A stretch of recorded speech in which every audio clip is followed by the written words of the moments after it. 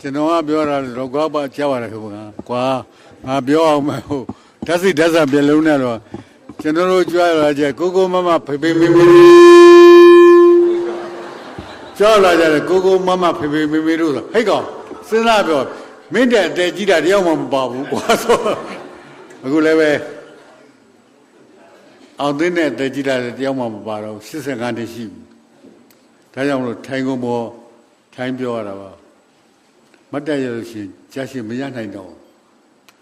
အသက်85ဆိုတော့စဉ်းစားကြည့်ပေါ့ကွာမင်းတို့43ညဆိုရင်ဆေးရုံဝငါနစဖြစ်နေဘုရားချေဦးညိုတို့အကြည်တော်တို့ပြောသွားတယ်သိကောင်းတာပဲငါဟိုနောက်ကနေချက်ဟိုဘက်မှာအေးကြီးတွေပြက်လာခဲ့တော့ဟောပြောကနေလေယာမှာပြန်တော့တချို့မကြားချက်ကြားချက်ရငါအိတ်ပြောသွားတာတချင်းတွေကလည်းချေဦးညိုဆိုလိုက်တာငါအဲ့ဒါဘာသွားမှမဆိုငါထောင်ထဲတော့ငါဆိုတဲ့တချင်းတွေသွားသတိရထောင်ထဲမှာတော့ငါလည်းကွာတဲထောင်ဖောက်ခဲ့စမ်းကပထမဆုံးစရဲ့စာပေါ့ငါပထမဆုံးစရေးတဲ့စာကိုကတဲထောင်ဖောက်ခဲ့စမ်းကတကယ်လည်းဖောက်ပြီးခဲ့တာပါထွက်ပြီးခဲ့တာအဲ့တော့ငါငယ်တာဟုတ်ကစွန်စားဝင်တာပါတို့ကြကြောက်တယ်ဗျာထောင်ထဲမှာနေတော့ထောင်မှာ main gate ဆိုတဲ့ဘူးရလို့ခေါ်တယ်နည်းနည်းပြောရမယ်နော်ဘာရမို့ပေါ့ကွာစွတ်ပြောမှာငါမင်းတို့စာပေဟောပြောပဲဘာရလို့မင်းတွတ်မနေနဲ့ငါပြောတဲ့ထက်လည်းမင်းတို့နိဗ္ဗာန်ရောက်ကြပါကြမပါမှာတိတ်မျောလည်းမထားနဲ့ငါစမ်းမိစာရေးလျှောက်ပြောမှာအဲ့ဒါမင်းတိတ်မျောလေးနဲ့ဟုတ်လား you should not expect too much ပေါ့ဒါအများကြီးတိတ်မျောလည်းမထားနဲ့ငါစီကနေပြောအဲ့မှန်ကွာထောင်ဘူးဝရှိတယ်ဘူးဝဆို main gate ကြီးပေါ့တောင်15မိနစ်တခါခောက်တယ်အားလုံးကောင်းကြရလား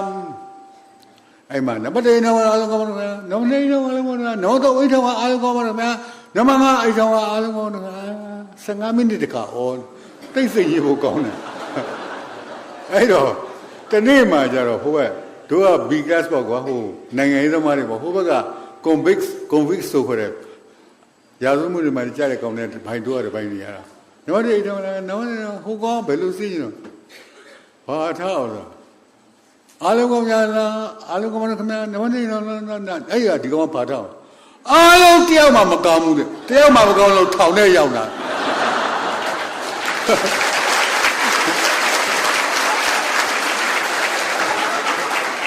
အားလုံးတခိုးနဲ့ဓမြကြီးပဲငါတယောက်ပဲကပိုက်နိုင်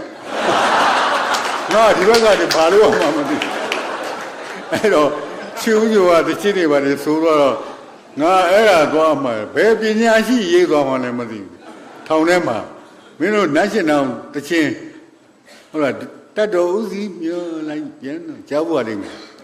အဲ့ဒါဘယ်သူရေးသွားမှမသိဘူးငါမှအဲ့ဒါမှတ်မိနေသေးဗျာအရှိပဲဘူးစီမျောလိုက်ပြန်တော့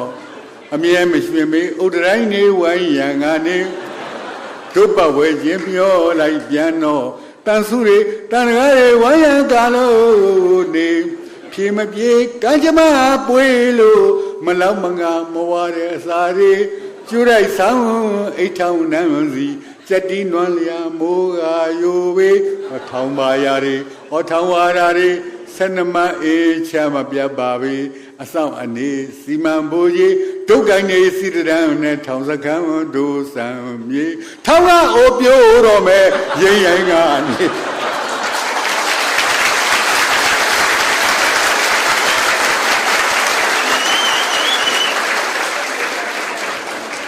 ဖေးတော့နေမင်းတို့လက်ကိုစွတ်တီးမနေနဲ့ဘာမှလည်းမသိတော်ကြတော့မင်းဘာအရင်တော့မင်းဟိုဘာမှမဟုတ်နဲ့ငါဖတ်တာငါပြောတာပျော်လို့ပြောတာဟိုအရင်တော့အဂိယတိတ်ဝါဒနာပါတဲ့လူတယောက်ရှိတယ်ရှိတဲ့ခါကျတော့ तू ကအဂိယထိုးအောက်မှာတော်ကြရင်ဒီရွှေထည့်ထိုးကတော့သမီးလေးဘရက်ခွက်ကနှခမ်းလေးကြိုက်လိုက်ထည့်ရွှေထည့်ထိုးလိုက်ပြီးလိုက်လို့ရှိရင်အဲ့ဒါလေးကြည့်လိုက်ရေထိုးလိုက်ပါဇက်ထဲငုံထားလိုက်ပြောင်းလားဘလောင်လားဘာကြည့်ပေါ့ကွာလုံနေတဲ့ဥစ္စာအဲ့ဒါကြတော့မိမတိတ်စိတ်နေတယ် ကိုဘသူသမင်းစားမယ်တော့ကိုဝိုင်းကိုရင်းအေးလာမယ်သမင်းစားမလို့ပါဆုံးကအေးလာခဲ့မယ်ဟိုကသူကြည့်သူကတော့ဓာတ်လုံးကြည့်နေတာပြီးလို့ရှိရင်ကြောက်တာဓာတ်လုံးလေးပါဇက်ထဲငုံပြီးထက်တာပြီးတော့မှခဏသမင်းစားပြီးဓာတ်လုံးပါဇက်ထဲပြန်ငုံအဲ့ဒါအဲ့ဒီအယူဒီတိုင်းပေါ့ကွာဒါကတော့အဲ့မှတက်လာတဲ့ခါကျကိုရင်းသမင်းစားမလို့ပါဆိုအေးလာပြီဟာလာကိုရင်းလာလို့ဆိုဟိုကအိမ်လေဘောတေကပေါ်တက်ဒီမိတ်လာပါဆိုမှပဲဟာကိုရင်းလာပါဆိုမှပဲဒီမှာငါရောက်နေဟာဘယ်ရတော့ဒီမှာလေးငါပြောဟာဘယ်ရတော့လို့ဆိုနေဆိုတကားကြတဲ့တန်းကြည့်ပါလေဒီမှာငါဒီမှာရှင်းနေမမြင်ဘူးလားဆိုဘယ်ရရောက်တော့မမြင်လို့မလို့မပြောတော့ဘယ်ရသုတ်နေဆိုကြတော့အဲ့မှာနင်ငါ့ကိုတကယ်မမြင်ဘူးလားမမြင်ဘူးတဲ့ဒါကြောင့်မလို့ပြောနေတာပေါ့တဲ့ဘယ်ရပြောနေတာပါညာအဲ့ဒီမှာဓာတ်လုံးငုံထားတာနေပြောရုပ်တယ်အောင်ပြီဆိုဒရင်မောက်ကနေခုံထွက်လဲအောက်ပေါ်ဝါတို့ကြတော့မှပေချင်းဆိုနေငါမြင်လား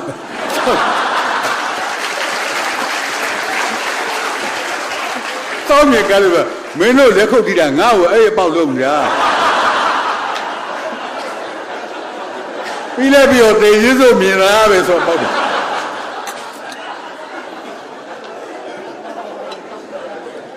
အလိုလိုမှမင်းတို့လက်ခုပ်တီးလို့ရှိရင်အစိုးရလည်းသိမကြိုက်ဘူးဘာမှညာမှမသိဘူးအစိုးရဆိုတာအစပဲယူတာဟာဘာတော့ဟာ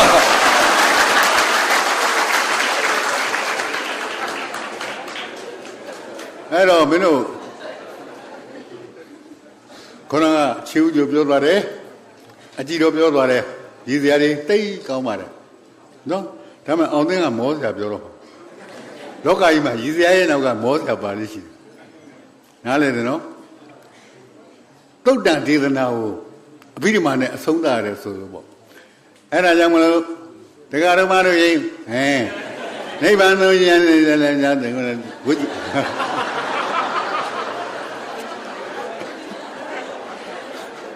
နေ့ကဘုန်းကြီးတစ်ပါးရှိတယ်ငါလည်းနောက်လည်းကြောက်ရသေးတယ်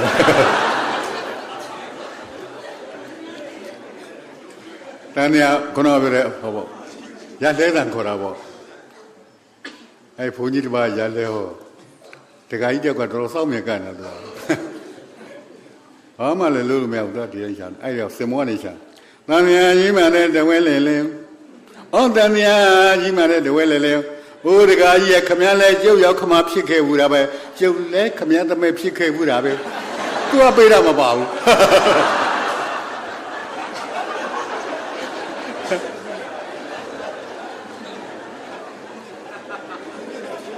ဒီကညာကွာငါပေါက်တက်ကြရဒီလျှောက်ပြောလို့ဆိုတာဆရာဆိုတော့ကြွားကြတယ်ကွာငါကျောင်းဆရာလည်းလုပ်ခဲ့သေးတယ်အဲ့ဘုန်းကြီးတွေကျောင်းလည်းသိတယ်စစ်တဲ့ကတူမှလည်းလုပ်ခဲ့သေးတယ်ဆိုတာငါအဲ့ဇဲကတော်ဆုံးနေတယ်အဲ့ဒါပါစစ်ဖို့ဆိုတဲ့ဥစ္စာလည်းပါဘုန်းကြီးများလူထွက်လာလို့ရှိရင်ညာဘက်တင်ရမ်းတာဘယ်ဘက်မရမ်းဘူးဟောဆိုလက်ထက်ဂျိုင်းလိုက်ကညှက်ထားတာအကျစ်ပါ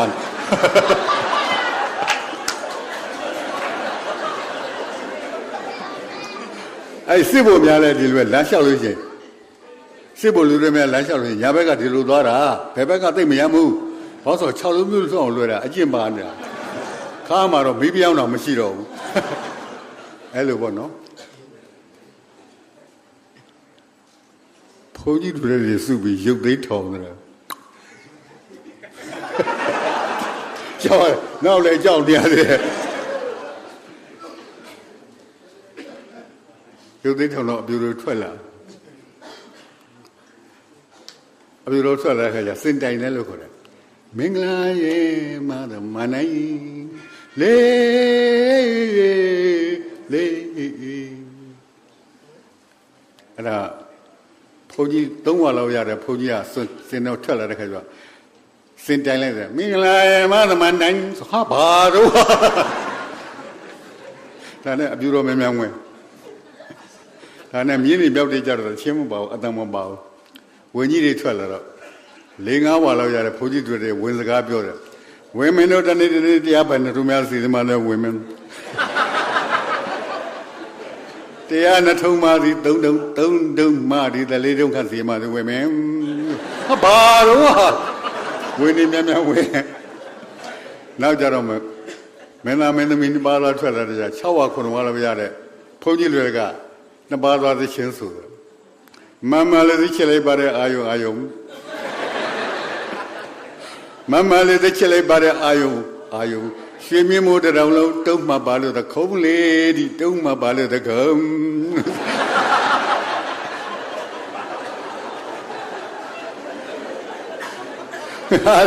အဲ့လိုဖြစ်လွယ်မင်းတို့တိခဏနားထောင်ကြငါမှကျောင်းဆရာအကျင့်ပါစစ်တဲ့ကလေးမလုပ်ဘူးစစ်ဖို့အကျင့်လဲပါနှစ်ခုလုံးတစ်ခုမှမကောင်းဘူး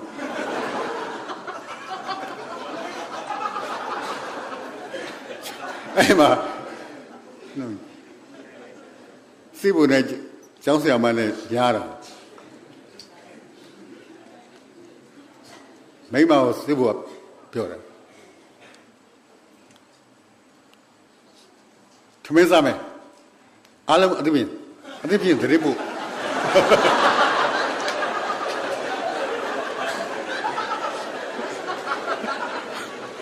မိမလည်းအားလုံးအသိပြင်လာစားနိုင်ပြီထမင်းလို့အားမကြစီနဲ့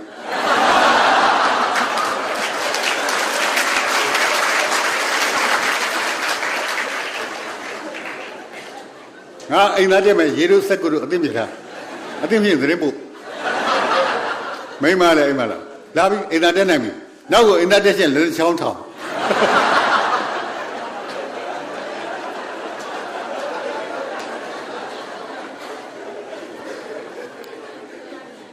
ထားလိုက်ပါတော့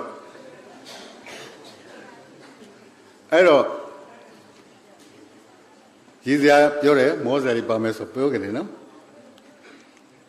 တို့နည်းနည်းပိုင်းကပြောအောင်ကြီးကြမောကြပြောပါပေါ့နော်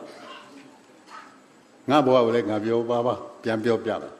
ပေမဲ့ပြောစရာပါစရာဘဝတော့မဟုတ်ဘူးမင်းတို့ပြန်ပြောပါအဲ့ဒီမှာထောင်ထဲမှာရောက်ခဲ့တဲ့ဥစ္စာတို့တိုင်းပြည်ကအင်မတန်ကို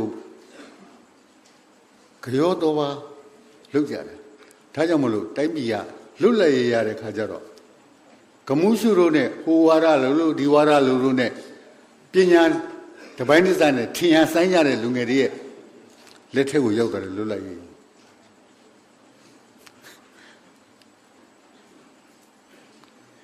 ငါလည်းငါပဲကတခါကြအစိုးရသိမကြိုက်ဘူးကွာငါမဟုတ်ငါမကြိုက်တာဘူး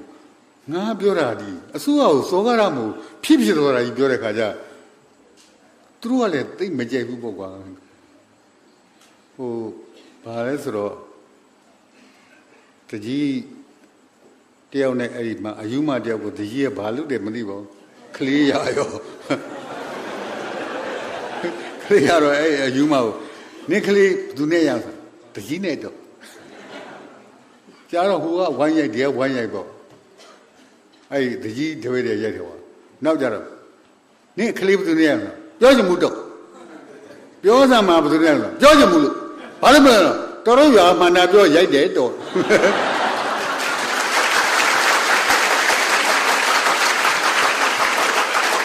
ဟုတ်လားငါပြောမိတာကွာတကယ်ပါမကွေးခေါ်ပြောမှမပြောခဲ့တယ်ဆိုတာစင်ကာပူက1965ခုနှစ်မှာလွတ်လပ်ရေးရတယ်အဲ့မှာလီကွမ်ယူကအဲ့ဒီမှာဝင်းကြီးရုပ်ပေါ့လီကွမ်ယူကမြင်းငယ်လေးနဲ့ပြောတာကျွန်တော်တို့ကလာမယ့်နှစ်20မှာဗမာပြည်ကိုမိအောင်စူးစမ်းမယ်ပြောတော့ပြောထားလိုက်ပါတော့အဲ့ဒါတူတိုင်းထားလိုက်ပေါ့ငါပြောတယ်သူတို့ကစင်ကာပူကအိန္ဒိယနိုင်ငံမို့လားလို့အာနာတယ်သူတို့ကဗမာဆိုအာနာရတော့သူမိအောင်လို့ဆင်းပေးလိုက်ပါတယ်လို့ပြောတာ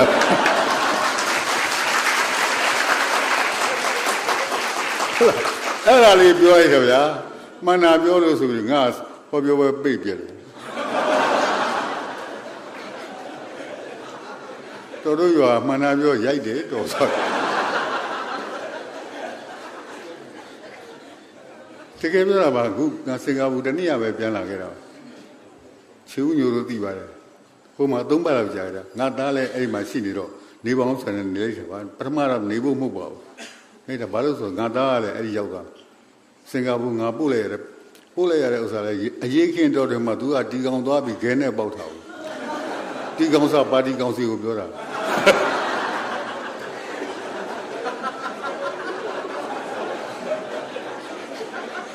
ပြီးလဲပြီးရော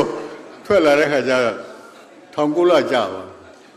မင်းခေလဲအောင်မပုတ်ပါဘူးသွားကွာဆိုမရှိမဲ့ပတ်စံလေးတွေပဲတော့ဟိုမှာစင်ကာပူမှာရောက်နေမချမ်းသာပါဘူးဒီလိုပဲလုံးနဲ့ပတ်စံနေပဲမဆိုးပါဘူးသူ့ဟာနဲ့သူစားနေတယ်ထားပါတော့ငါလည်းပေါက်တက်ကြရည်ချက်ကိုပြောတယ်ကွာထားပါတော့ကွာဆက်ပြောမကောင်းတော့ဘူးပြောအောင်မယ်ငါအဖေကတခင်ကြီးမောင်နဲ့တခင်ခင်မောင်ဦးရဲ့တခင်ကြီးမောင်ဆိုတာ2ယောက်တောင်ရင်းကြီးမှာသူတို့2ယောက်ထဲနဲ့တို့မှစီးုံထောင်တာနော်အဲ့တော့ငါအဖေကအတွင်းဥက္ကဋ္ဌတခင်ခင်မောင်အတွင်းမှုကောင်းမှမလို့မရှိဘူးတခဲနဲ့အတီးပြီးတောင်းစ2ယောက်ပဲတခဲနဲ့အတီးပြီးရတယ်အဲ့မှနေတော့ငါအကိုတယောက်ကရှိသေးတယ်ဘယ်သူလဲဆိုသခင်မတောင်းတာကြားဦးလိမ့်မယ်အကိုဝင်းတော်တယ်သခင်မတောင်းကအဲ့မှာတောင်ကြီးတောင်ပင်သားလေးစီမှာဝက်ကတိဆိုရွာရှိတယ်အဲ့ဒီမှာဘုန်းကြီးတစ်ပါးလည်းရှိတယ်အဲ့သခင်မတောင်းကလည်းအဲ့ဒီမှာအမျိုးသမီးတယောက်ကဘိုးတော်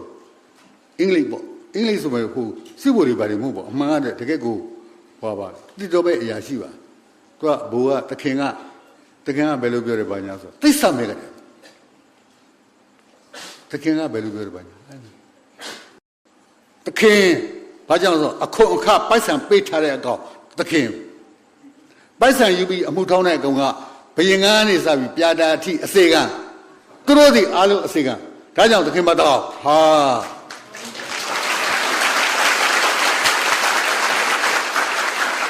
စွတ်တီးမနေတော့ပြီးတော့ကြမှာမင်းတို့ကလည်းသေချစ်ဆုံးငါသိတာပဲဆိုတော့အဲ့ပေါက်ကားလာမလို့နဲ့မြောက်ပေးနေတာမင်းတို့ကလည်းငါလာပြီးတော့ဘယ်လိုကောင်းနေမှလဲငါကြောက်လာပြီမင်းတို့မြောက်ဟုတ်ကလားတပြေးနဲ့မင်းတို့လို့တန်ဟိုရွာသားကြီးကလည်းနေရဒီတဲ့အဲ့လိုလုပ်တဲ့ခါကျတော့မှသခင်အဲ့ဒီမှာမှ YMBA စီအောင်ဆက်သွားတဲ့ခါကျတော့လက်အုပ်ချီစရာမလို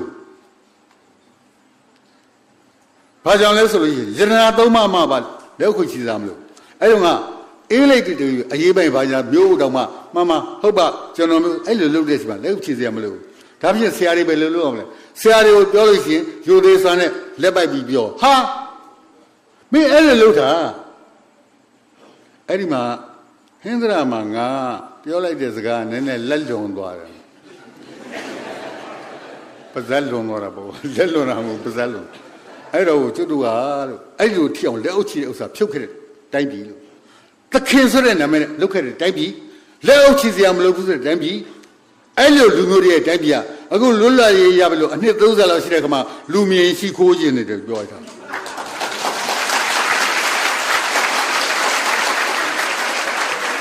မီးကိုပိတ်ကြည့်ရော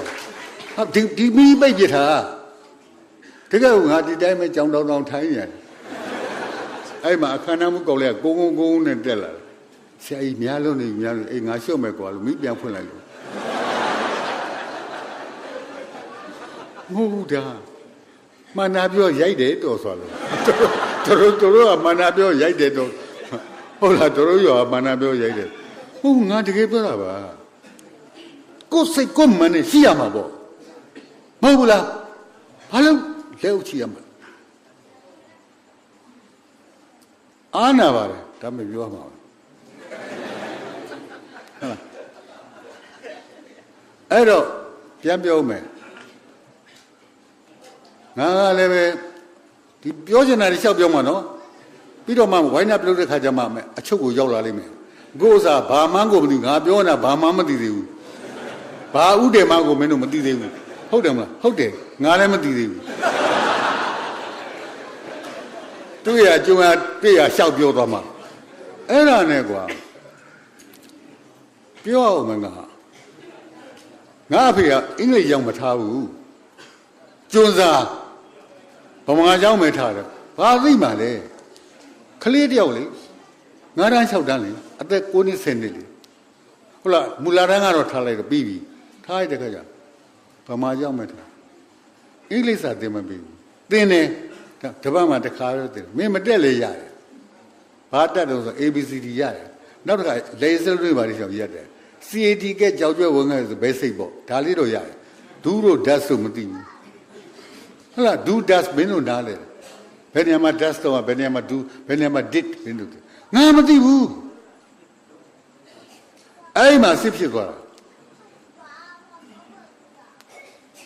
ကောင်လေးတွေကောင်ပြောကောင်လေးတွေသေချာမှတ်တာမင်းတို့အဓိကထားပြောမှာငါ့ကိုဘာပြောလဲဆိုတော့ငါမဟာဝိဇ္ဇာကွာငါဒီ distinction position 1ဟိုရှိခေတ်ကဆိုရွှေစိတ်ပေါ့ဒါပေမဲ့ဒီពេលကျရွှေရမရှိတော့ဘူးအဲ့တော့ရွှေစိတ်တောင်မရလိုက်ဘူးအဲ့လိုရောက်ခဲ့တာ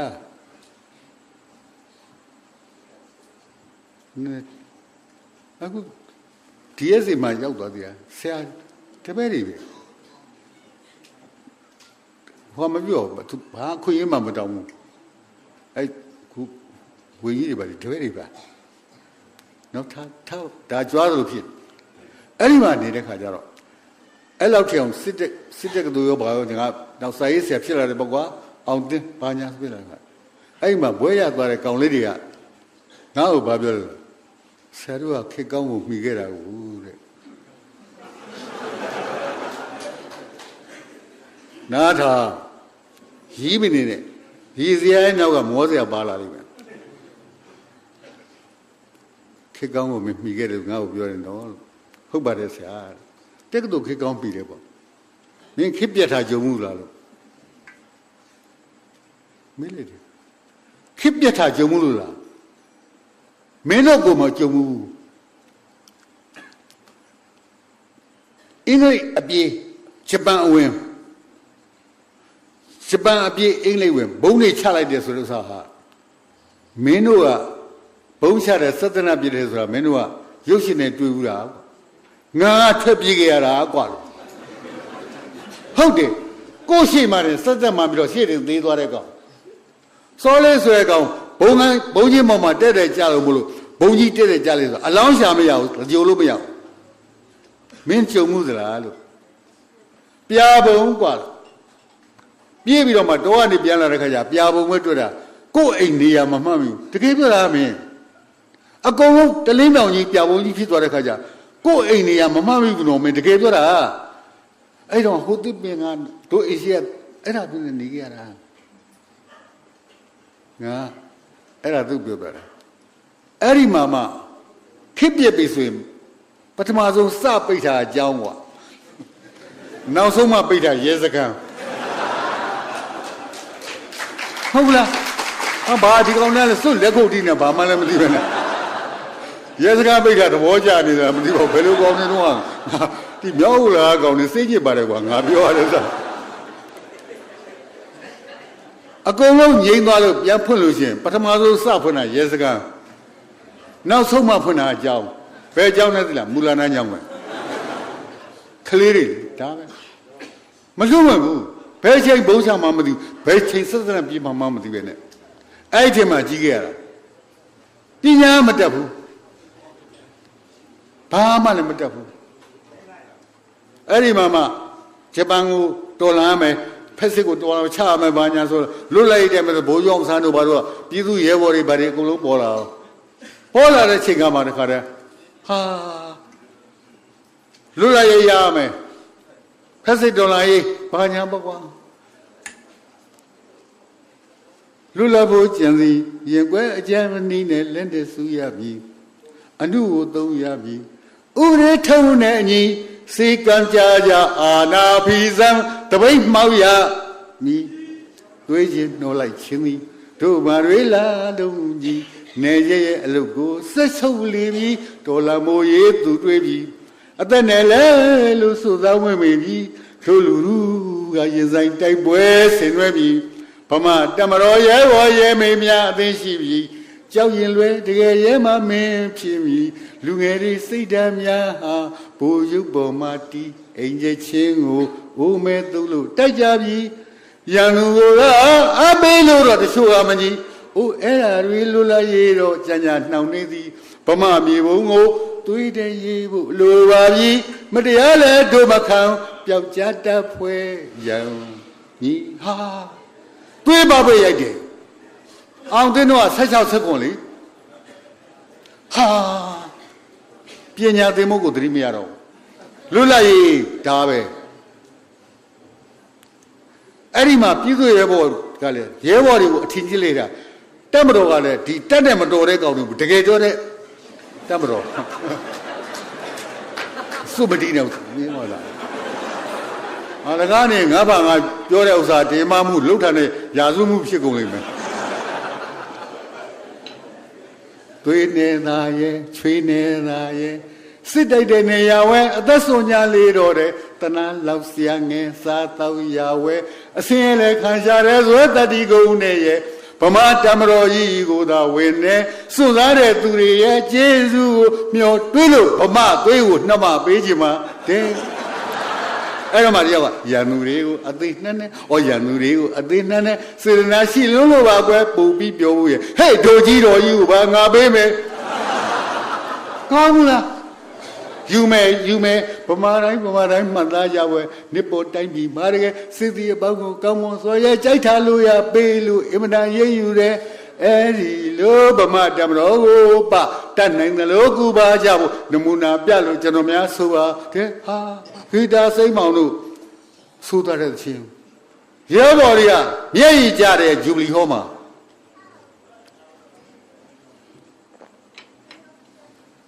အဲ့တော့အောင်သိန်းတို့ကတမတော်သားတို့သိအားကြတယ်အဲ့ဒီမှာပါသွားလိုက်တဲ့ခါကျတော့ပြည်သူရဲဘော်နောက်ကြတော့ငါဆိုရှယ်လစ်ပါတီတဲ့ပါသွားတဲ့ခါကျတော့တော်ငါပဲကွာဘယုတ်ဒုက္ခပေါ့ဘာမှလည်းသိတယ်မို့ကိုကလည်းသိနားလဲမို့တကယ်ကြတဲ့ခါကျဒီဘာမှအခြေခံပညာအတွေးကိုသိမရှိပဲနဲ့နိုင်ငံရေးတွေပါသွားတာတို့လိုကောင်းနေပါအဲ့လိုအများကြီးပဲသူတိုင်းပြည်အဲ့လိုဖြစ်သွားတာဒီဗမာပြည်ကြီးမှာအစင်တန်းနူးလို့ညဉ့်ညမ်းမှုတွေဖြစ်ပေါ်နေတာဟာတေချာစွာစဉ်းစားလိုက်ရင်ပညာအခြေခံနဲ့လို့သာပါတီတွေကွဲပြားအလွယ်မှာဖြစ်ပေါ်နေတာဟာပညာမရှိလို့စိတ်နေမမြင်ကြတာဝမ်းနည်းစရာယခုခေတ်ကြီးမှာတွေ့နေရတာကလေးတငယ်များမှာဗစကားစပယ်ရာတရင်စားလျှောက်သီးဆေးပြားရေကားရောင်းနေမိပဲတော့ပါတကြောရောအော်ကားရောင်းနေရရှာရသမျှအမြတ်ကလေးများနဲ့ရောင်ရဲတင်နေပျော်ရွှင်ကပညာမရှိလို့အခုလိုဖြစ်ရတာဟာသူ့တိုင်းပြည်ကအဲ့လိုဖြစ်သွားတာရုပ်တဲ့ကြက်လိုက်ရှင်အောင်သိန်းကတချင်းဆိုပြနေလေလို့ထင်လိမ့်မယ်ဒါပေမဲ့တမိုင်းကိုပြောနေတော့တချင်းနေဟုတ်ဘူးလားအဲ့လိုဟာတွေမှာငါပါတော့နောက်ဆုံးကရင်ကတော့ခုတန်ရေးတစ်ကတော့ခု BCP ကလည်းသဝုံထအလန်နေကလည်းသဝုံထအဲ့လိုကြားထဲမှာကိုပြောတော့အောင်သိန်းကအဲ့ထက်မှာပါပြီးရက်ကန်နဲ့ဘာနေကနေတော့ဖြစ်ပုံကိုပြောလိုက်အောင်မယ်ငါလည်းတမိုင်းနဲ့ပါရစ်တီနဲ့ဘာမှမသိပါဘူးကွာဘာမှလည်းအသုံးမကျပဲနဲ့ကွာသိလားဟိကောင်အဲ့တောင်တွင်းကြီးဖားစားပလာမှာငါစီယုံရမှုအမေဖားစားပလာအဖွဲ့အစည်းမှာစီယုံမှုဆိုတော့အထင်မကြီးနဲ့စီယုံမှုကြီးရှိတယ်ငါအောက်ကခြာပရစီဘယ်အိမ်သွားလိုက်ဘယ်စာသွားပေးလိုက်ဘယ်ရွာသွားဖိတ်ခေါ်အဲ့ဖိတ်စရာယူသွားပါအဲ့ဒါဟာဒါမှငါမဟုတ်လိုက်ပြီတိုင်းပြည်နဲ့လူမျိုးတွေအောင်သိန်းကကောင်းတော့ကောင်းမှာဘာကောင်းဆိုရှက်ဖို့ကောင်းတာပေါ့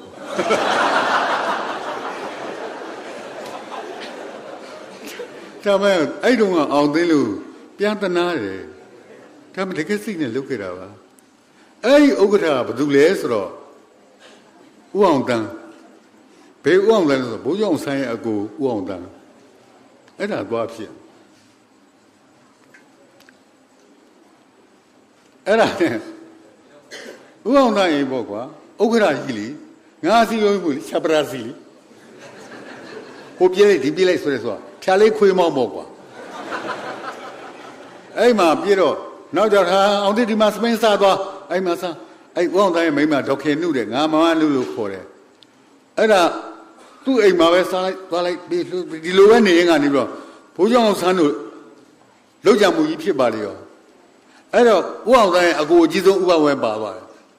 ညီဖြစ်တဲ့အောင်ဆန်းပါပါတယ်ဆိုတော့ဥပဝဲရဲ့ဇနီးကဒေါခင်စောတဲ့မင်းတို့ဒီဘာထဲမှာခုလက်ရှိပါတယ်ဘာလို့ University Avenue ပေါ့နော်တက္ကသိုလ်ရေးတာလမ်းထဲမှာ 51D အဲ့မှာတော့သူကသွားတယ်အောင်သိမင်းဒီမှာနေလိုက်တဲ့ဟာအမနေရတာဗောဘာအနုလို့နဲ့အဲ့လိုနေရတာအဲ့ဒါနောက်ကြတော့သူတို့နဲ့ရက်ကန်နဲ့ပိုင်းကလို့ကွာနိုင်ငံရေးတဲ့ဘယ်လိုလုပ်ပြီးတော့ပါသွားလိုက်တယ်မသိပါဘူး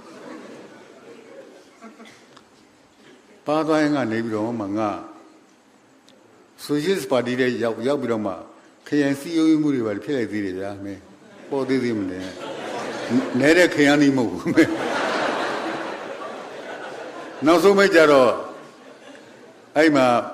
တရက်ကနေပြီးပြေးတဲ့ခါကျတော့အဲ့တရက်တော်တော့တိုင်တစ်တော်သိမ့်ပြပြီးကွန်မြူနစ်ပါတီကသိမ့်ပြပြီးဒီနေ့မနေ့တုန်းကဖြစ်လိုက်တဲ့တရဟာတမိုင်းကြီးတစ်ခုကိုပြောင်းလဲသွားပြီအမေတခင်တန်းတွဲမင်းကငါထောင်ထဲကကြားနေရမှတ်မိတယ်အဲ့မှာပြောတဲ့ခါကျတော့တောင်ကြီးပြန်ပြီးတော့ဘာလို့ဆိုအင်းစိန်ကတောင်ဘိုးလေးထက်ရောက်တော့ရန်ကုန်သွားလို့မရတော့တောင်ကြီးပြန်ပြီးတော့တောင်ကြီးမှာရောက်လဲရောအဲ့မှာတင်းမှာငါနဲ့ခွန်တန်းမှာတူတူနေတဲ့ကောင်ခွေးသားစီကင်ဆွဲကောင်မှာ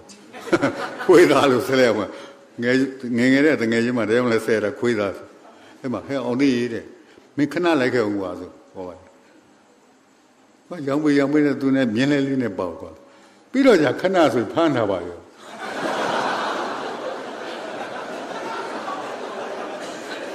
sorry ကွာငါခြေတော့တင်တော့မယ်နော်တော့ဘာလို့အောက်ကသွေးကြလုံးတော့မှငါဖမ်းသွားပြီးထောင်ထဲထည့်ထားတော့ဟာတော့ကျုံးနေဘာမှမသိညာမသိဒီချမ်းကလည်းကြာကနေအဲ့ဒီမှာနေဦးမှာဟာစိတ်ကတော်တော်ညစ်လား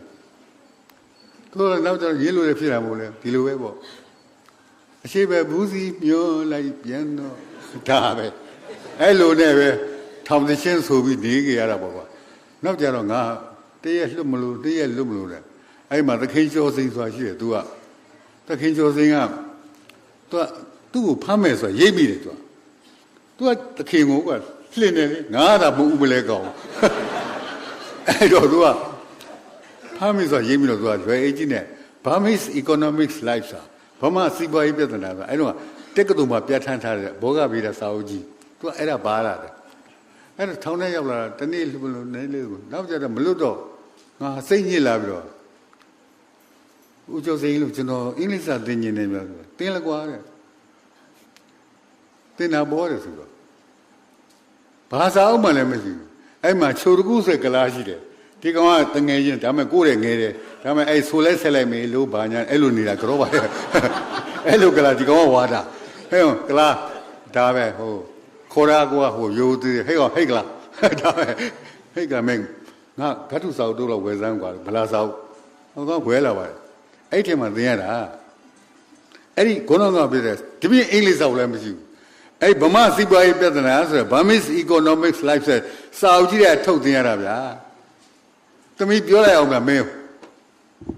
ရီစရာသိကောင်းတယ်တချို့ကငါခုတည်းထိအလို့ရနေတယ် Many locomotives were destroyed by the British Army during the evacuation ဟာ many locomotives ဆိုတာမိသားကောင်းတယ်မိသားကောင်းတော့များစွာကိုတဲ့ပြည်တိစစ်တပ်ကဖျက်ပစ်ခဲ့တယ်တဲ့သူတို့ဆုတ်ခွာတဲ့ခါမှာတဲ့အဲ့တော့စစ်ကြီးပြီးတဲ့ခါကျဘလောက်လိုတယ်တန်လန်းကဘလောက်လိုဒါအတွက်ပြတာငါအဲ့ဒီစာကြောင်းတွေအင်္ဂလိပ်စာသင်ခဲ့ရတယ်ဘာမှမသိညာမှမကြီးနဲ့ကောင်မဟိုတကယ်ဖြစ်တာ there lies a very a narrow very lies there between Champlain and BO မှာရှမ်းကိုမီမင်းနဲ့ဟိုဒီဘက်ကဘကိုးရမကြားထဲမှာတဲ့လူမြင်လေးတစ်ခုကြီးအဲ့ဒီလူမြင်လေးကတဲ့တိတ်မြေဩဇာကောင်းတယ်ဒါမျိုးတွေသင်ရတာငါဒုက္ခကိုရောက်လာဒါမဲ့ active specific ကိုအဲ့ဒါနဲ့တက်ခဲ့တာနောက်ကြတော့အဲ့ထောင်မကြီးကရှိတော့အဲ့ဦးကျော်စင်းကထောင်မကြီးကိုသွားတောင်းတယ်ဦးလောက်မောင်ကမိတိတိဖြစ်နေပြီထောင်မကြီးရဲ့ပေါ့သူ့သားတွေကလည်းရှိတော့တ သားတွေသမီးတွေတင်တဲ့ကလေးဆောင်များမရှိဘူးလားမောင်နဲ့အင်္ဂလိပ်စာတင်ကျင်းလို့ပါပေါ့ဆိုသူ့သားအငယ်ဆုံးကစကဲကြီးဟာရောက်မရှိဘူးတဲ့ရှားကြည့်စမ်းပါစားကြည့်တဲ့ခါကျဘာတွေ့ဆိုပရိဂရီယာကျတဲ့ဆယ်ရန်တင်တဲ့စာအုပ်အဲ့ဒါပထမဆုံးဆယ်ရန်တင်တဲ့စာအုပ်နဲ့စတင်ရတယ် Although I was a full commander of the brigade when I was K2 and had every hope to beအလွတ်ရတာအဲ့ဒီမှာအင်္ဂလိပ်စာသင်တာတိတ်ဆိတ်ဝင်စားစားသွင်းတယ်တကယ်ကိုနားထောင်တော့ကိုကစပြီးအရေးကြီးတာပြောတော့မယ်အကောင်တွေအကောင်မတွေဟုတ်တကယ်ပြောတာချစ်လို့ပြောတာကြောင်းစရာလေအဲ့ဒီလိုလုပ်ပြီးတော့တင်လိုက်တဲ့ဥစ္စာတော့ဘယ်လောက်ထိအောင်ဆွဲလိုက်လဲဆိုအင်္ဂလိပ်စာကိုအိမ်မက်မက်တယ်စိတ်ထဲတစ်ချောင်းနဲ့တော့စိတ်အရွယ်ကအပြင်ကိုလဲရင်ပတ်ချင်တဲ့အရွယ်သူတို့ထောင်ထဲထည့်ထားတော့လွယ်လို့မရဘူးအရွယ်သမီးမိမတိတ်ပိုးခြင်းတဲ့အချိန်ထောင်ထဲထည့်ထားတော့အထက်ဆက်တော့မမြင်အောင်ငါမ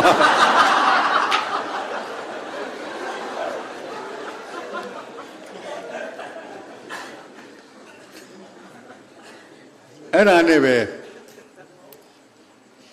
မကွေးထောင်ပို့ရောမကွေးထောင်ကြတော့လူရများတော့တိတ်သိချင်းများဘူးအဲ့မဒါတောင်မှအဲ့ထောင်မကြီးရလေဗျာခုထိငါစိတ်ထဲမကောင်းဘူးဒီလူကြီးမတွေ့တော့အဲ့စာအုပ်ကလေးပြန်တောင်းထားလိုက်တယ်ခုနကလေဆယ်တန်းစာအုပ်ကလေးသူ့သားအငယ်ဆုံးကင်ညက်ဟာဒါတော့ပြန်တောင်းလိုက်တာဘာတတ်နိုင်မှာတော့ထောင်ရောက်တဲ့ခါကျအဲ့မှာဦးတောင်းတင်ရှိသေးလားတော့မသိပါဘူးသူက supply officer အဲ့ငါရဲ့ဒီခုနကပြောဦးကျော်စင်းရဲ့တငယ်ချင်းပေါ့အဲ့လူကလည်းလူတစ်မျိုးဘယ်လိုလူမှန်းကိုမသိဗမာဝိထုကိုမဖတ်ဘူးအင်္ဂလိပ်ဝိထုပဲဖတ်တာဟာအဲ့လူကလည်းတောင်းတင်ရတဲ့သူတို့ချင်းကတငယ်ချင်းတွေဆယ်တန်းလုံးကတောင်းတင်နဲ့မသိတဲ့တိုင်အောင်တင်းကအင်္ဂလိပ်စာသင်ရင်လို့ခေါ်တော့ဟာငါအင်္ဂလိပ်စာသင်ငါမှစာအုပ်ကမရှိဘူးကွာတဲ့ဝိထုတွေဟောက်အမေမေလင်းနဲ့ဟိုကသူတို့ချင်းတငယ်ချင်းဆဲကဆိုမင်းဝိထုကြီးတွေဒီကောင်းလေးသင်လို့ရမလားကွာသူကပြန်ရှာအောင်မယ်ဆိုတဲ့ခါကျရှာတော့မှဟိုးတစ်တယ်မှာကြိုးကြပိုးတောင်နဲ့ကြိုက်တယ်မန်ကိုတပီရီယန်ချီဆို1928ခုနှစ်ကဆယ်ရန်ပြထားခဲ့တဲ့စာအုပ်အဲ့ဒါလေးပါတော့အဲ့ဒါစစ်သင်ရတယ်နော်ငါဆယ်ရန်စာအုပ်ကြီးပဲနော်အဲ့ဒါနဲ့မကွေးထောင်မှာတကအဲ့ရနေတောင်လေးဆောင်ပြန်ပို့တော့လူကမရတော့ဘူးနောက်ဆုံးရပြေထောင်သွားဆိုပြေထောင်ပို့တော့ပြေထောင်မှာအကုန်လုံးသာရရတွေပါအကုန်လုံးဒီမှာစုပြီးတော့အကုန်လုံးတောင်လေးကကောင်းလေးပါတော့အကုန်လုံးစုနေပြေထောင်စုဖြစ်သွားတော့ပေါ့ပြေထောင်မှာသွားစုတာဆို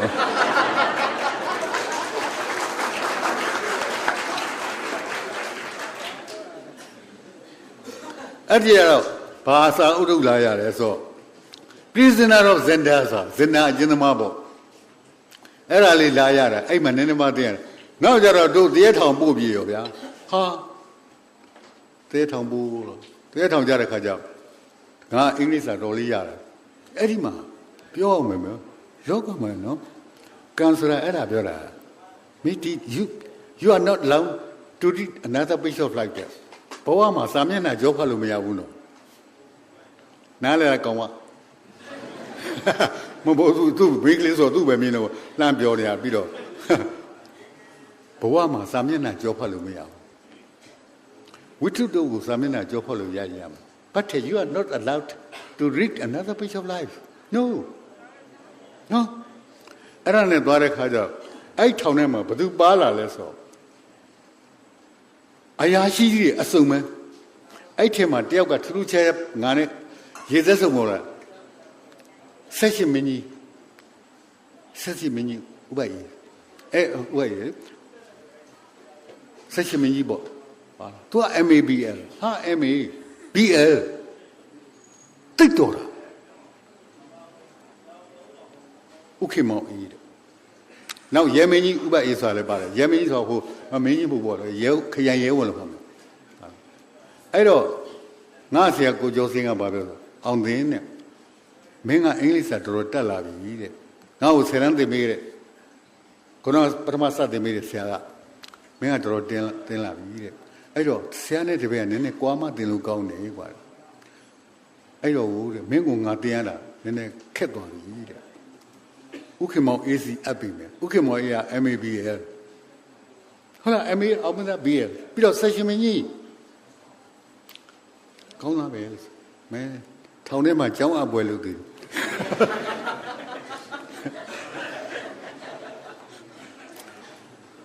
မောင်တင်းကအင်္ဂလိပ်စာကျွန်တော်သင်ပေးတယ်သူတော်လေးတက်ပါပြီတဲ့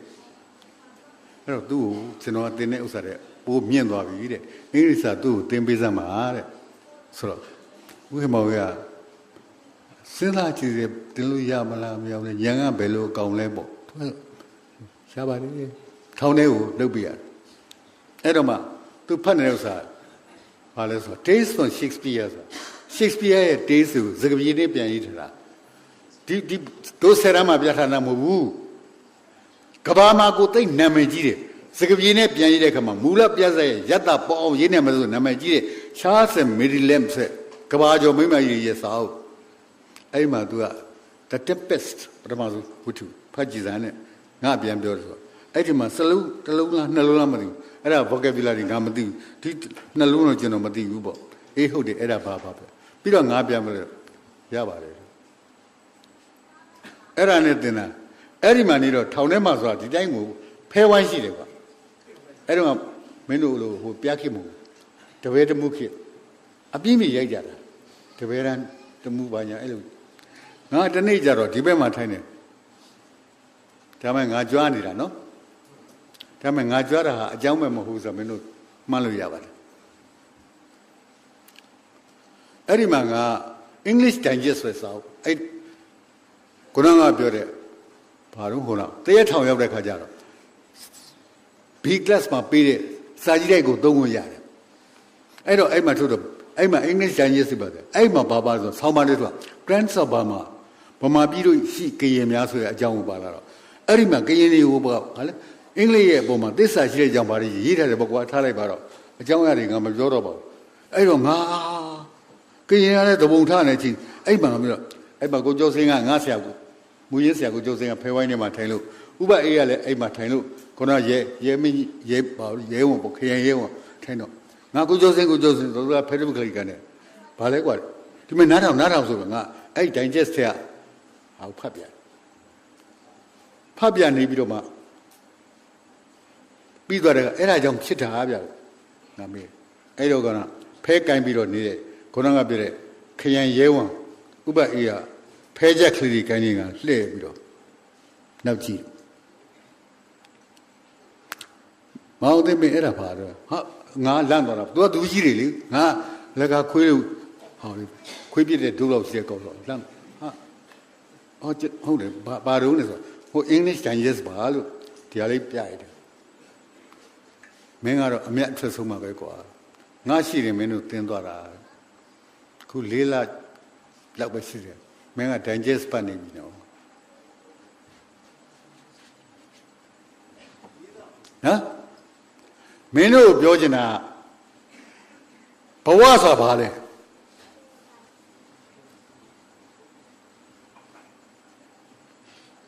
ပြောစမ်းဘဝဆိုတာဘာမသိဘူးလားသိတယ်ခုပြောစမ်းတမီးပြောစမ်းဘဝဆိုတာဘာလဲဟာ if you don't ask me I know but if you ask me I don't know မမေးရင်သိတယ်မေးရင်မသိတော့ဘူးအဲ့ဒါ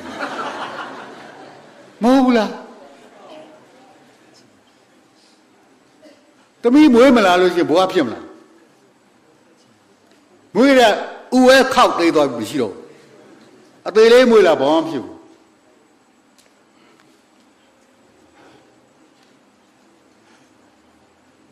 မင်းအသက်ဘယ်လောက်ရှိလဲစားပါတော့35ဖြစ်မယ်45ဖြစ်မယ်ငါ85အဲ့ဒါအချိန်မဟုတ်ဘူးလားအချိန်မပါဘဲနဲ့ဘဝဖွဲ့လို့ရလား Life is made up of time ဘဝဆိုတာအချိန်နဲ့ဖွဲ့ထားတာမင်းဘဝကိုတမိုးလို့ရှိရင်တမိုးထားရင်အချိန်ကိုတမိုးထားပါမင်းအချိန်ကိုဘယ်လောက်တမိုးထားဘူးတလဲငါသူများဖမ်းလို့ထောင်ထဲရောက်သွားတဲ့4-5လပြီလွတ်လိုက်တဲ့အချိန်ဟာငါဘဝကြီးတစ်ခုပြောင်းသွားတယ်အဲ့ဒီအချိန်ပဲနားလေလားအကောင်လေးတွေကောင်မလေးသတိထားအဲ့ဒီကတင်လိုက်တဲ့ဥစ္စာဘယ်လောက်ဖြစ်သွားတယ်ထင်တော့ဒီမှာအပြင်ထောင်ကိုဖောက်ပြီးထွက်ပြေးတာအောင်တင်းတတိမဆိုးဘူးခုကြတော့မကောင်းတော့ဘဝမှာကြီးလာလေတတိနဲလေးပဲငယ်မှာကိုတတိကောင်းတာ ကြီးလိုက်တတ်တယ်မကောင်းတော့တနက်16လဲနဲ့မိစရကြီးလေးလုံးကြားရတဲ့ထွက်ခဲ့တဲ့အောင်သိန်းတော်ပေါ်သေးသေးမထင်နဲ့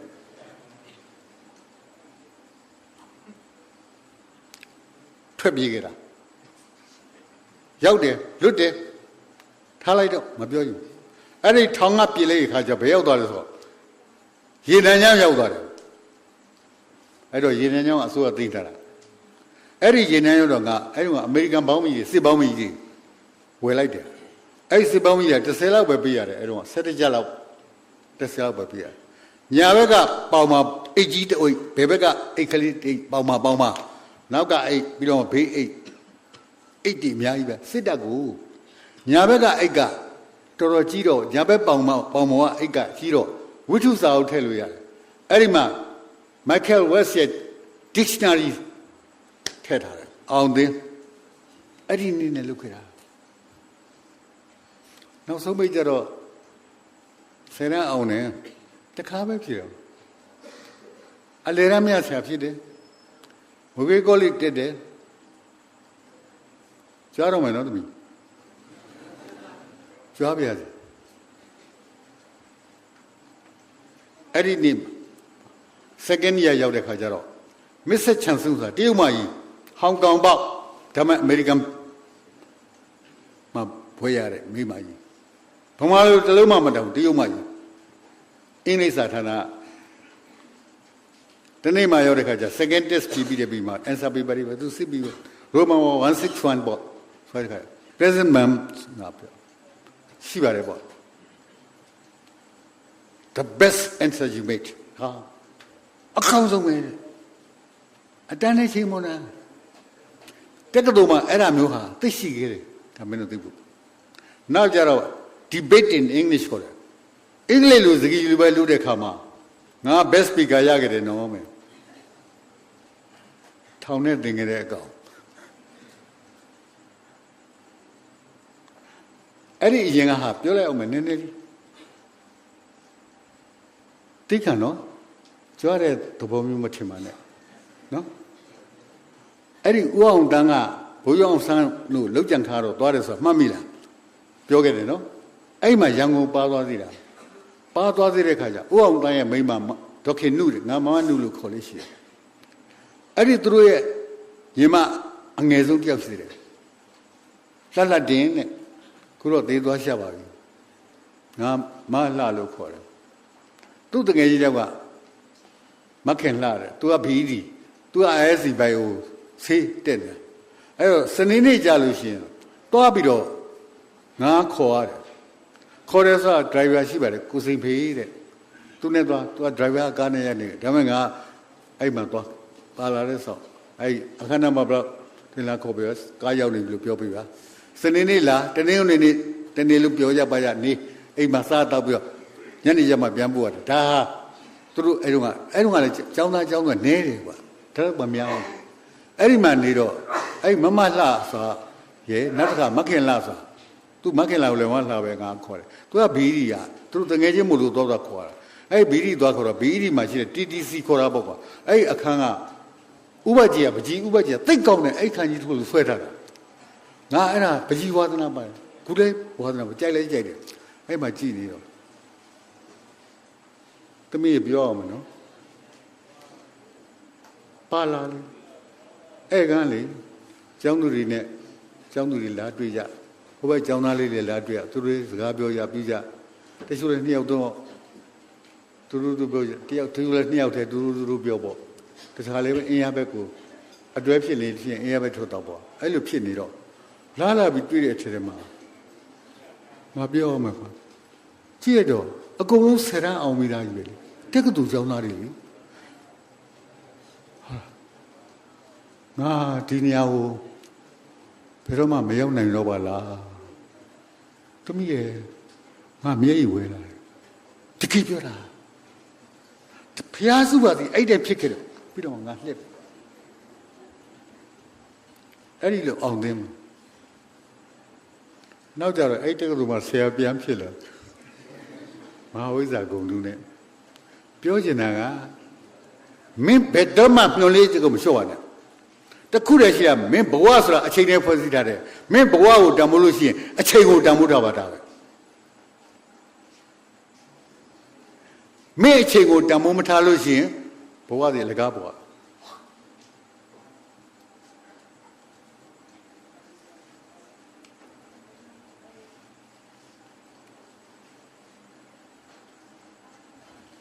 စက်တနာရီတော့ခွဲတော့မယ်ဟမ်စစ်နည်းနည်းပြောမလားရလားဟုတ်ရပါတယ်စွတ်အော်တယ်တော့ကြာတော့မဟုတ်မိမတယောက်လို့ဘုန်းကြီးကတရားမချနိုင်ဘူးမချနိုင်ရင်ကလေးရင်နဲ့ရေခွေနဲ့အိတ်နဲ့ကလေးကိုစိတ်ဆွဲဆိုတေချင်းစိုးတိတ်နစ်ဖေကကိုရတိတရားမချသေးဘူးပေါ့မျိုးတော့မလုံးနဲ့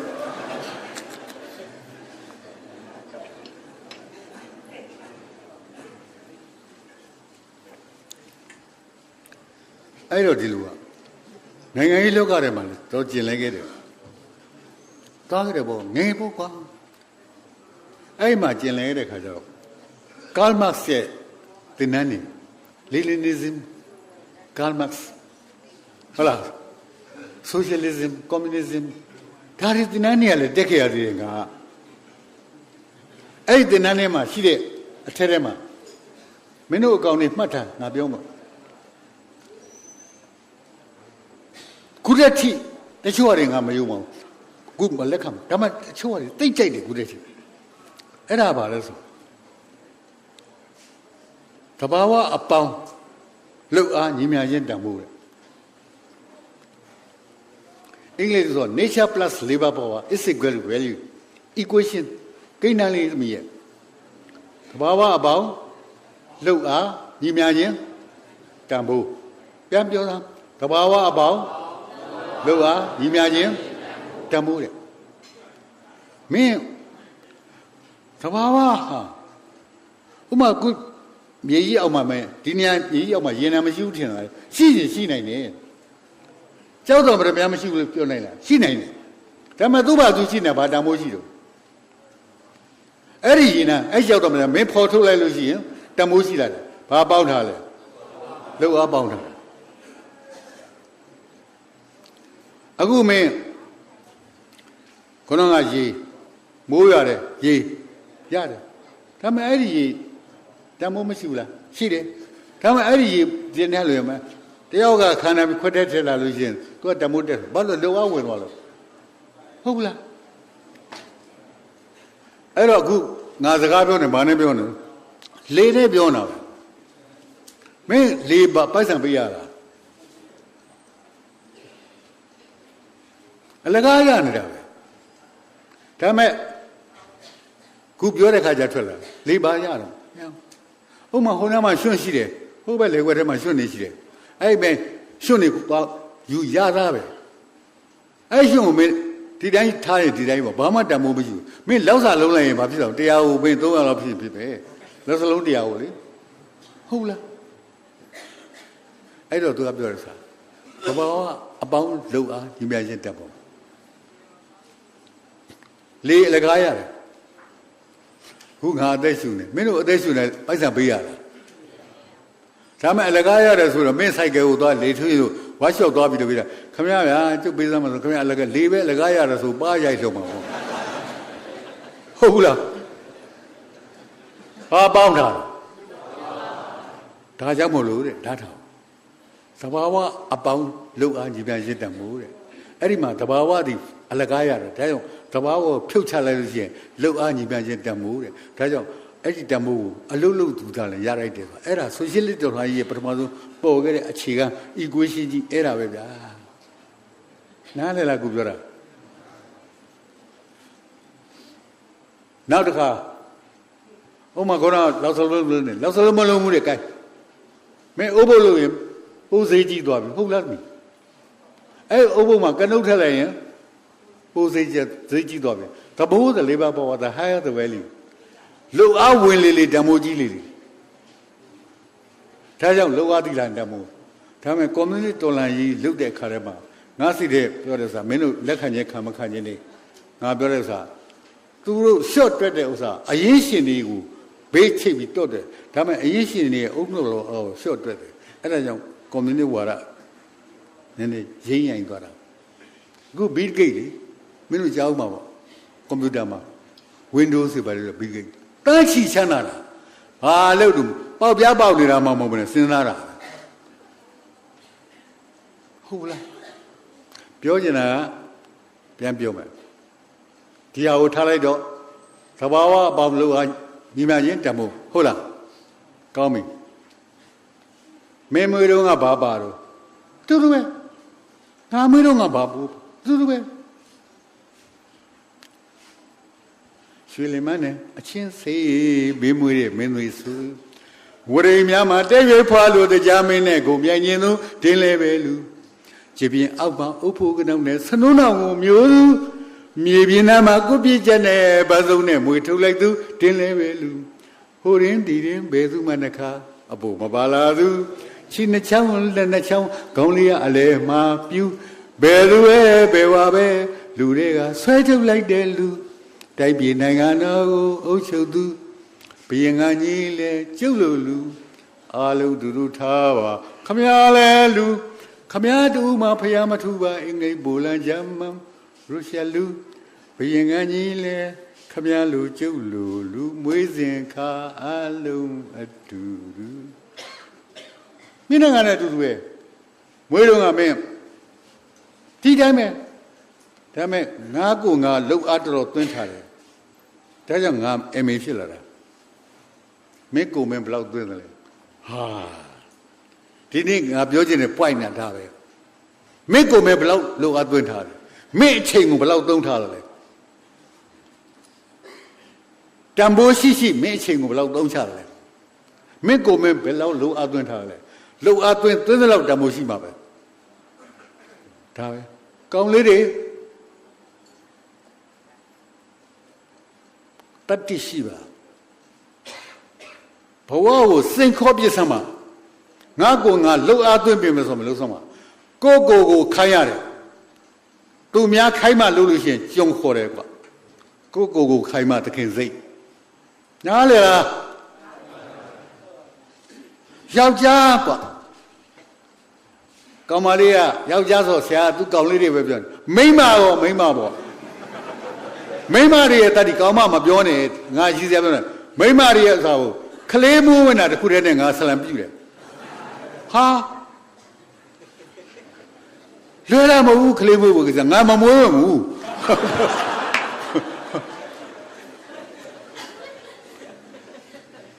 ဆက်သွားတော့မယ်နော်ခုဆက်တဲ့ခွဲသွားပြီ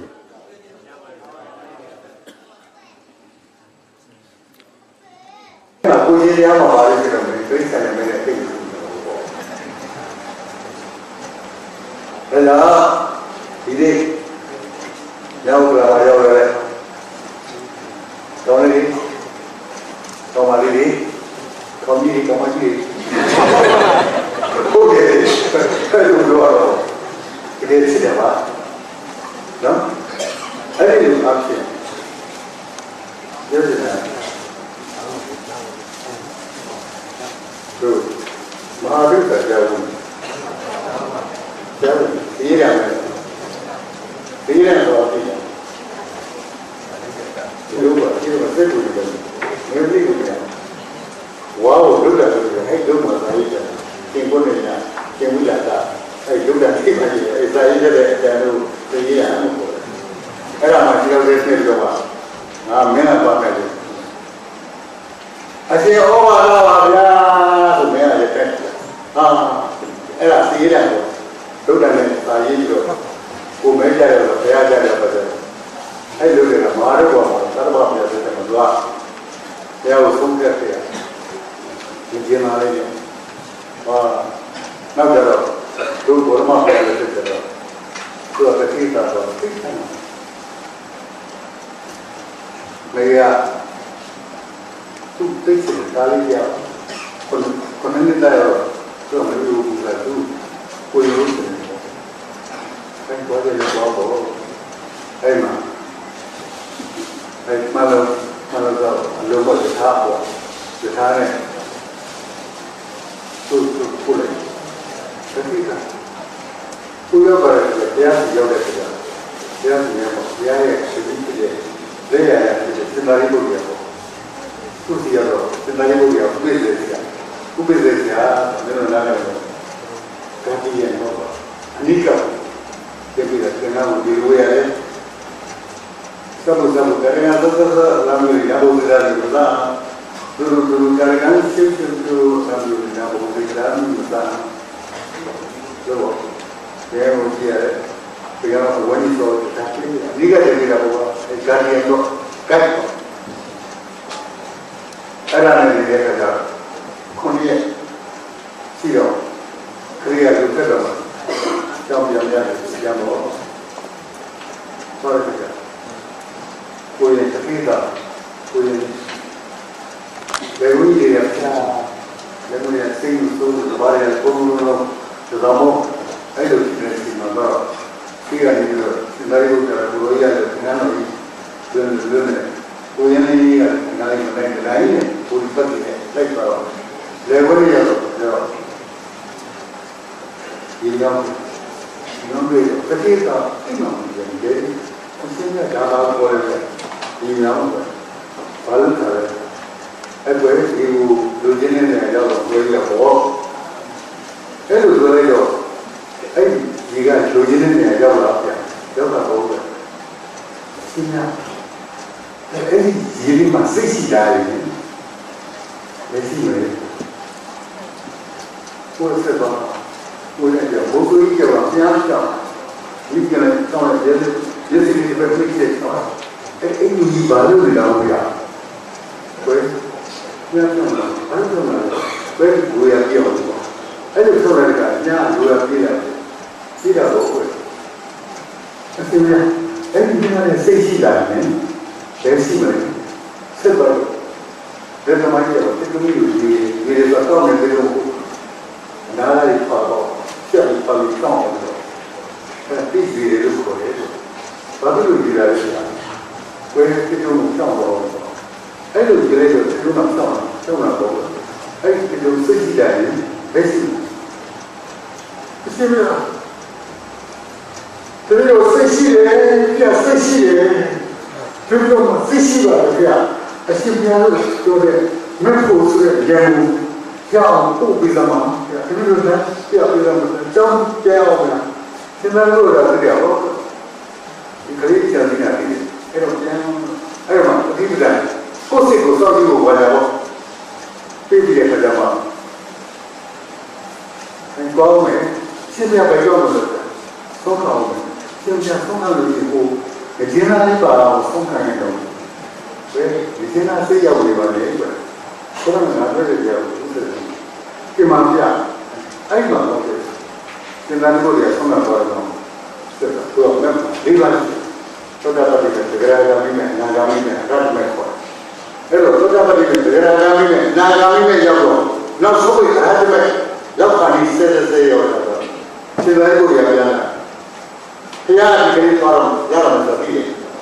ဒါမဲ့စင်္ကာရိပုတ္တရာကျောင်းဝင်လာလိုက်လို့သူ့66နဲ့ကျောင်းထဲဝင်နေခလေးအာယုံတော်မှာတွေ့တယ်